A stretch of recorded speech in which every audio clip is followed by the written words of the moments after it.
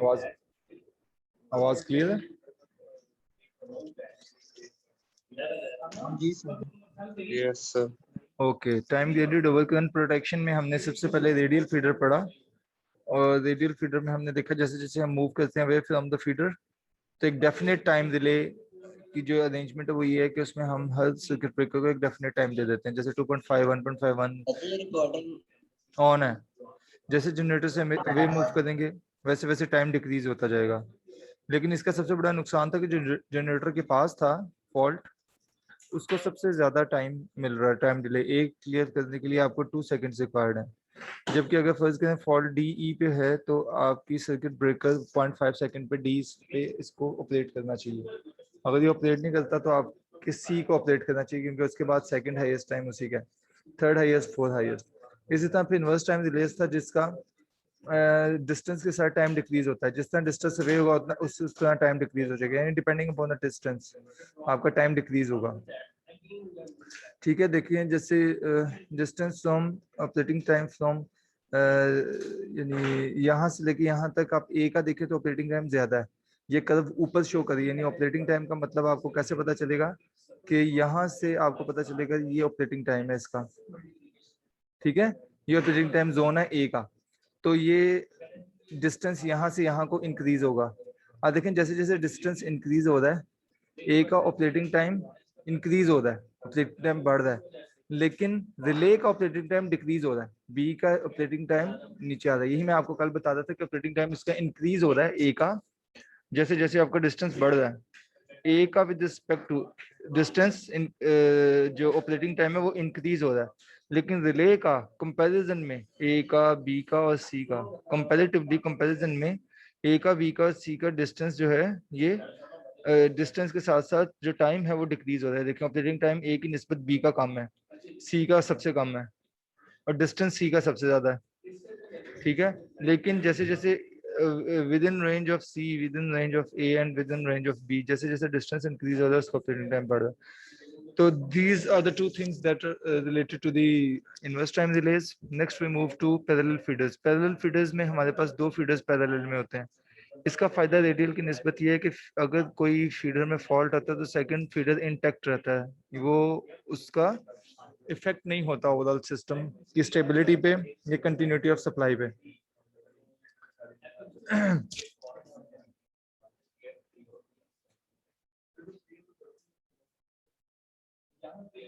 अच्छा जी, ये continuity supply पे इसका इफेक्ट नहीं होता।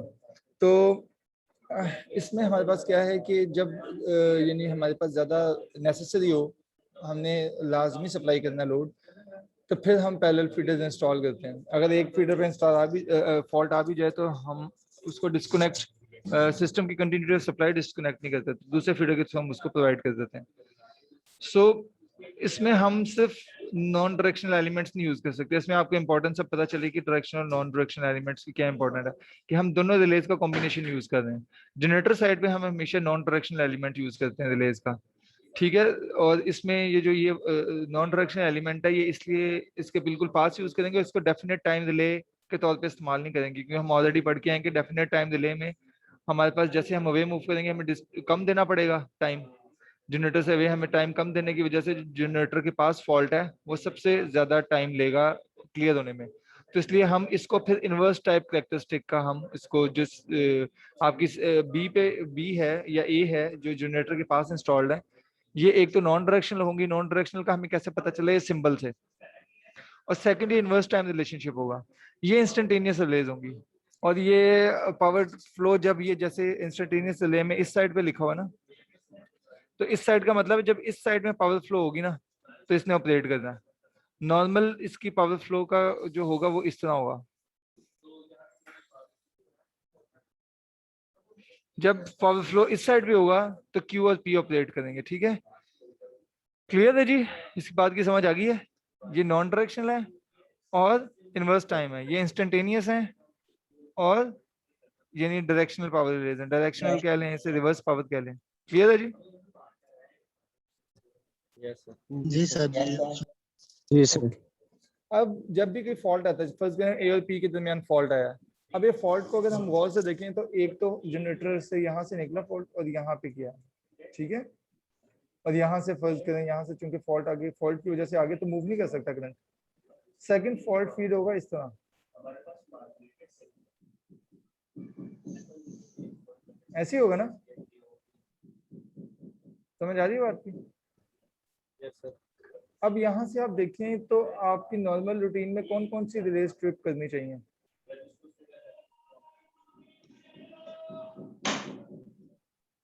कौन कौन सी रिलेज हैं जो ट्रिप करनी चाहिए इस फॉल्ट की वजह से? ऐसे देखें, कौन कौन सी रिलेज ट्रिप होंगी इस फॉल्ट की वजह से?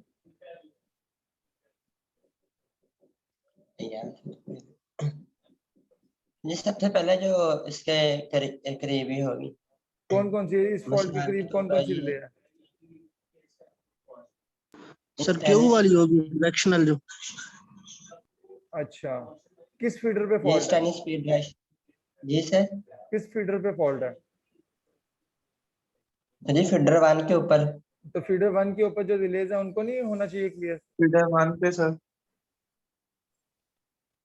सर वो कह रहे हैं फीडर 1 की जो स्टैंडिंग है वो वाली हमारे पास सबसे पहले होगी। हमें फीडर 1 की ए और पी दोनों रिलेज ऑपरेट करनी चाहिए। फॉल्ट की इंटेंसिटी जब इंक्रीज होगी तो पूरे इस फीडर पे इंक्रीज होनी चाहिए ना, तो इस बर्डन की वजह से ए और पी जो हैं, जो फीडर 1 की रिलेज हैं, वो दोनों की दोनों ऑपरेट होनी चाहिए, और फीडर 2 जो है उसकी रिलेज ऑपरेट नहीं होनी चाहिए जी। कंटिन्यूटी ऑफ सप्लाई मेंटेन करने, पैरेलल फीडर्स लगाने का मकसद ये है ताकि यहाँ बस बात तक जो है सब स्टेशन तक, हमारा जो जनरेटिंग स्टेशन से सब स्टेशन तक जो सप्लाई है वो लाजमी पहुंचे। तो पैरेलल फीडर्स के थ्रू हम इस सप्लाई को, इस कंटिन्यूटी को हम मेक श्योर कर रहे हैं।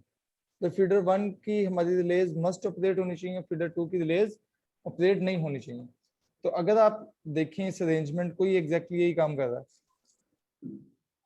जो ये है इन्वर्स टाइम है, जितना करीब फॉल्ट होगा उतनी जल्दी ऑपरेट करेगी ए, ठीक है। और नॉन डायरेक्शनल है, पावर फ्लो किसी भी डायरेक्शन में हो, वो ख्वाह इस डायरेक्शन में हो या इस डायरेक्शन में हो या इस डायरेक्शन में हो, ठीक है, दोनों में से किसी भी डायरेक्शन में पावर फ्लो या करंट फ्लो हो, इसने ऑपरेट करना है। इसका मतलब है इंटेंसिटी ऑफ करंट पे जा रहा है ना, जितना इंटेंसिटी ऑफ करंट है, करंट सेटिंग है, उसके मुताबिक ही ऑपरेट करेगी, पावर फ्लो पे ऑपरेट नहीं कर रही। जबकि जो पी है, ये अगर हम इंस्टेंटेनियस लगाएं या दोनों तरफ लगाएं तो ये देखो ये काम नहीं करेगा।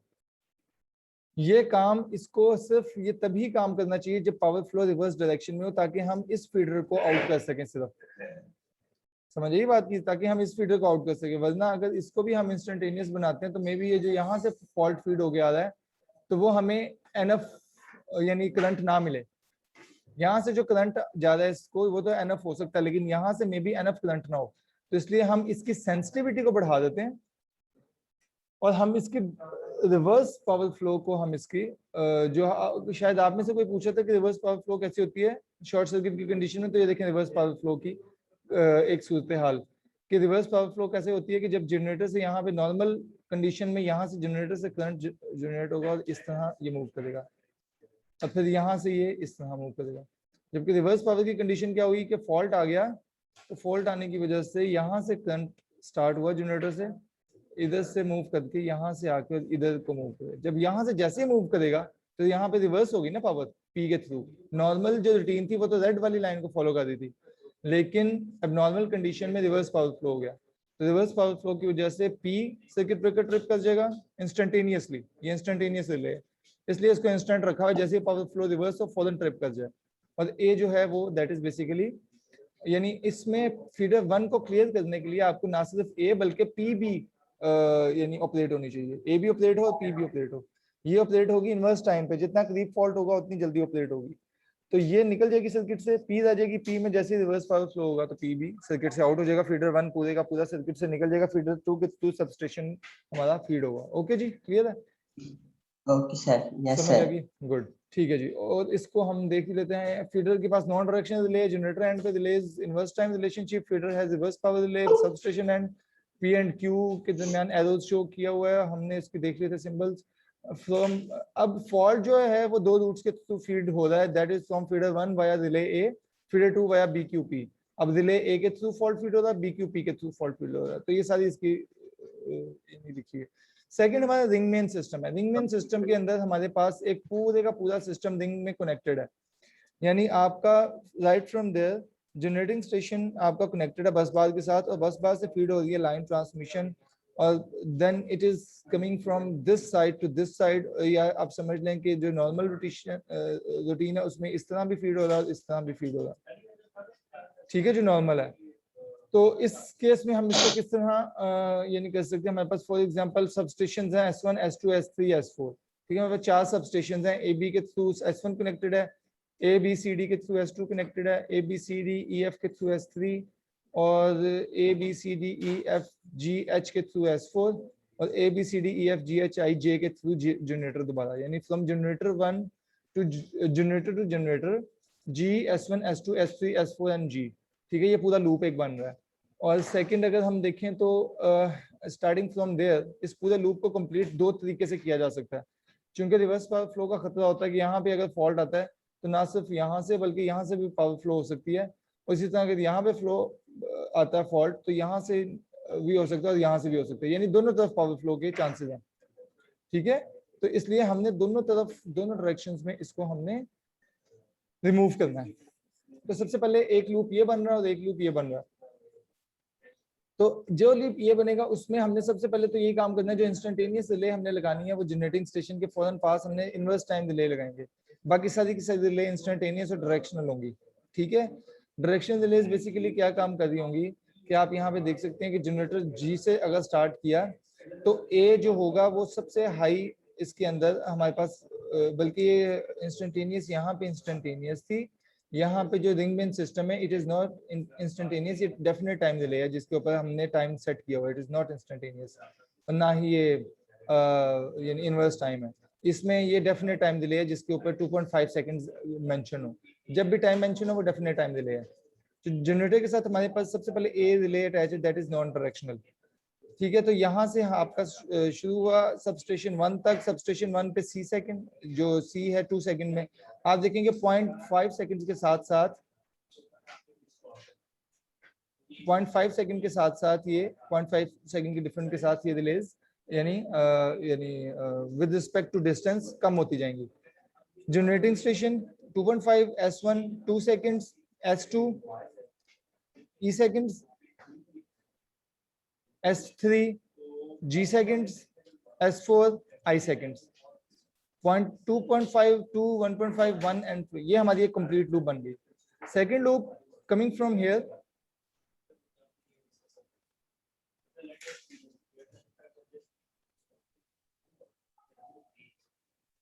ठीक है, coming from here generating station से 2.5 जो उसको नॉन डायरेक्शन रिले है और उसको यानी प्रोटेक्ट कर रही है डेफिनेट टाइम डिस्टेंस में, और उसके बाद S4 के साथ अटैच्ड है H, that is with 2 seconds, S3 के साथ F 1.5 सेकंड, D के साथ 1 सेकंड एंड B के साथ, यानी ये 2 है, ये 3 है, ये 4 है और ये 5।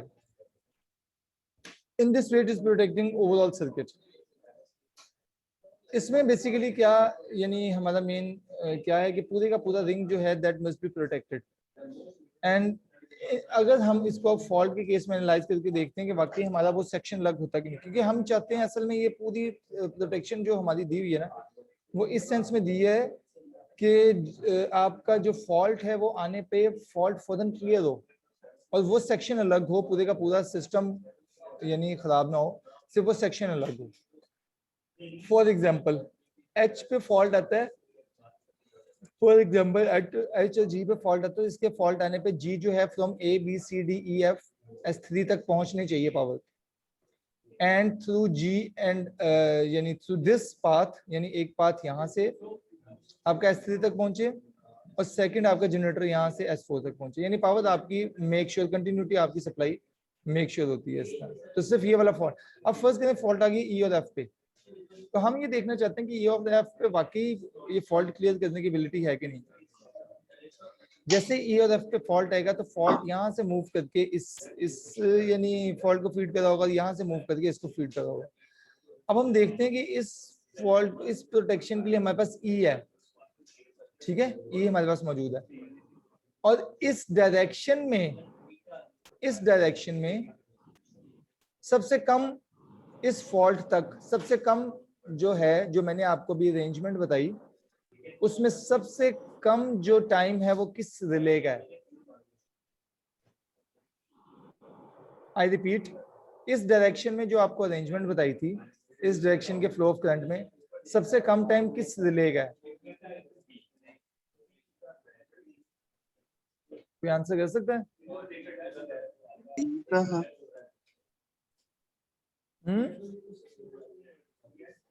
सही, जो 0.5 सेकंड लिखा हुआ है यही है इसमें सबसे कम टाइम। मैं फिर रिपीट कर रहा हूँ कि इस डायरेक्शन की प्रोटेक्शन में या इस रिंग के थ्रू, क्योंकि दो मैंने पाथ आपको बताए हैं। एक पाथ मैंने आपको बताया from G S1 S2 S3 and S4। एक पाथ मैंने आपको बताया G S4 S3 S2 and S1 and back to G। तो इस डायरेक्शन में फ्रॉम G S1 S2 कौन सी रिले का सबसे कम ऑपरेटिंग टाइम है?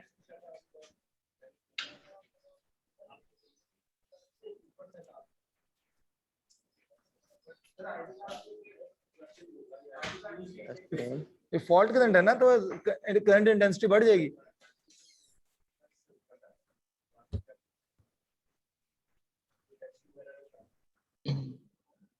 नहीं आइडिया? सर ये आप बता दें, आइडिया नहीं है, समझ नहीं आ रही। 1.5। शाबाश। कौन सी 1.5? कौन कह रहा है ये? विकास। वकास, शाबाश। 1.5 बिल्कुल ठीक है। 1.5 कैसे? क्योंकि हमने G2 from G S1 S2 S3 S4 to G, हमारे पास जो रिलेज है that is first of all A protecting generator, S1 after substation 1, E after substation 2, G after substation 3 and I after substation 4 के ये 0.5 second के साथ कम हो रही हैं। तो इस पूरे लूप में सबसे कम जो है टाइम वो इसका है, I का। लेकिन फॉल्ट चूंकि यहाँ पे है, तो फॉल्ट का मतलब है यहाँ पे वैसे कहानी खत्म हो जाती है। तो इन तीन रिलेज में से सबसे कम जो इस फॉल्ट तक है वो 1.5 सेकंड है। ठीक है, 11 बजे हमारा क्विज है, बिल्कुल वो टाइम स्लॉट बनी नहीं, बात की समझ नहीं लगी। किसके साथ है? Sir Kamran. Okay, no problem, ठीक है, मैं छोड़ दूंगा अकेला। ये बात समझ आ गई जो मैंने आपको की है?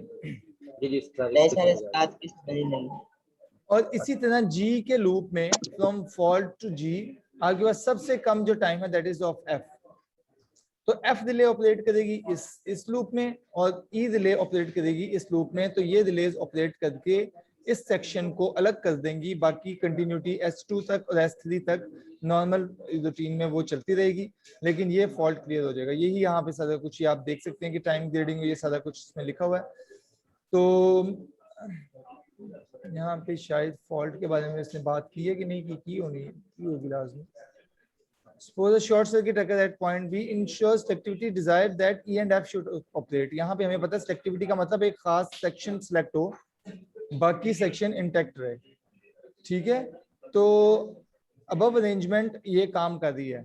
Power will be fed via two routes G S1 S2 and from G S2। ये क्लियर है, A B C D as well G I H will not trip क्योंकि relays will operate before any relay because of their lower time setting। lower time setting कैसे है मैंने आपको बता दिया। एक दफा जो अगर क्लियर नहीं है तो आप वीडियो को दोबारा सुन लीजिएगा क्योंकि आपका क्विज है। तो इंशाल्लाह इसको हम कल शुरू में भी दोबारा इसको ट्राई कर लेंगे इंशाल्लाह। ठीक है, ओके सर। चलें, ठीक है जी, ओके, अल्लाह हाफिज़।